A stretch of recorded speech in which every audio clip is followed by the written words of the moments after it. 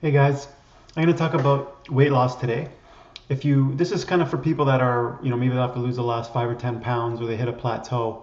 And, what we normally tell people is just to eat lower calorie density foods until you're full. So you kind of fill your stomach. Your stomach kind of limits how much food you can put in. And if it's not super high fat, calorie food, then you'll naturally fill up and you'll kind of reach a natural lean weight. That's what I've done.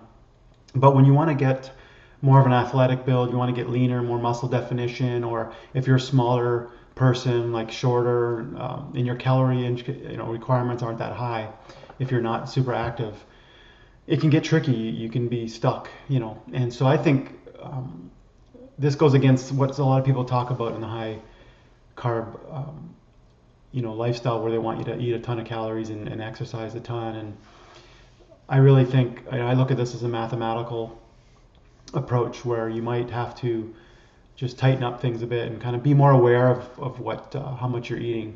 I don't mean volume wise, but just caloric intake.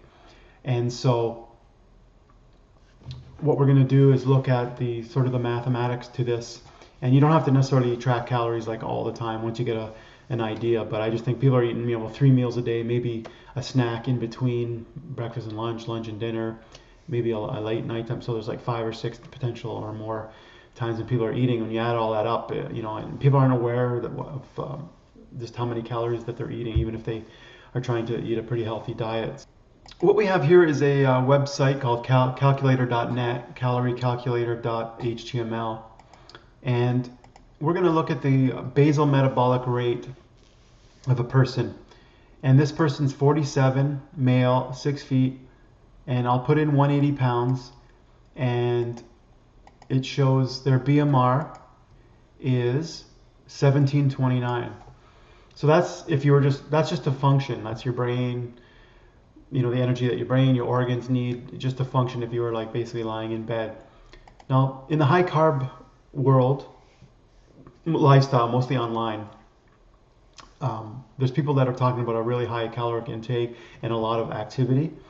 And I don't really ascribe to that, that sort of mentality. I just look at the math, and this is if you didn't move at all. I mean, but it's, for some people that might seem low, 1729, but this is, so what happens then is as you add activity, so if you say sedentary, they're going to assume that you move around a little bit during the day. So it goes from 1729 to 2075. So you can see that they've added about 300 calories just basically moving around a little bit, but no actual, formal exercise or anything. And then under activity, you've got lightly active, sports or exercise, moderately, very active or extra. So these are kind of rough guidelines as you add more. And this is where it gets tricky because, it depends on how many calories you're burning. In my case, I'm at home all day. I don't go to anywhere for work or anything. So I don't have to walk around an office or go anywhere for lunch, walk out the door to go to a food court. Walk from the car to the office. Other than going out for maybe grocery shopping, I really don't. There's no need to really go anywhere, and even that, you're just walking around a grocery store. So that would be. So for me, it's really important to recognize there are people that don't move. Even if you're in an office, a lot of times you're not really that active, but even those people are more active than I am. And then you have any kind of formal activity. So I've shown in previous videos where I have a death cycle. I was taking a walk outside every day, but I haven't been doing that lately. It's really cold out now. Bonnie's been taking kind of fast power walks on her own, so we don't walk together as much anymore. So, and I also do calisthenics, but that doesn't really burn that many calories. So, but if you're very sedentary, and this is also assuming, like I say, 300 calories on top of your basal metabolic rate, and then it'll go up from there if you're more active and do sports and things. But the surprising thing is, if I change the weight to 170, that's 10 pounds lighter. So it's 2,075 for a 180 pound person. If that person is 170, it goes to 2,021. So the amazing thing that you might not have realized is that's only a 50 calorie difference between a 180 and a 170 pound person. So that's for a 10 pound difference in body weight. It's only a 50 calorie a day difference.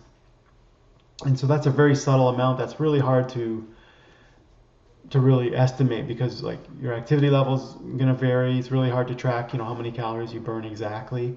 And it's really hard to measure that closely, your caloric intake. You can estimate, how much oatmeal you ate and how many potatoes and everything, but it's, 50 calories is very small to detect that difference. So it's almost an indetectable difference, but it can make a pretty good difference in your body weight if you're off just by 50 calories a day.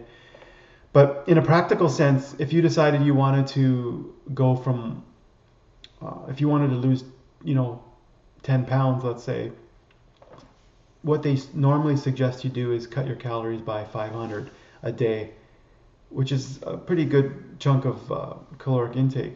And that's to lose 1 pound a week. So 500 calories a day, 7 days a week. In a week, that would be 3,500 calories, which is basically 1 pound. Now, as you lose weight and get leaner, you're going to have to, the difference between your new caloric requirements are going to lower over time. So you can't just eat the same amount. You're going to eventually hit another equilibrium. So if you're going to want to keep lowering, the 500 calorie deficit is going to change. But you don't have to just lower what you eat. You can also increase activity. So there's two ways to do this. Is to, if you add, you could increase activity and not change your diet. You could do a combination.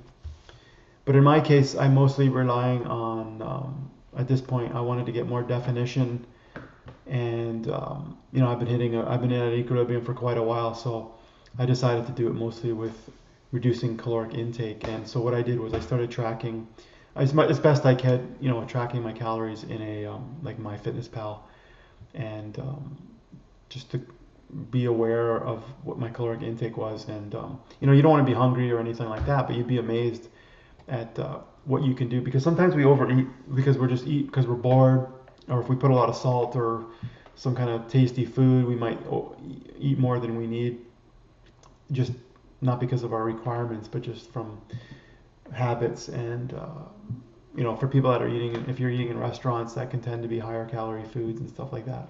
So two things I wanted to point out was that you could try to get a little better handle on your caloric intake, because a lot of people are on various groups and they're just totally unaware, and they think they're doing everything right, but you'd be surprised how fast the calories can add up.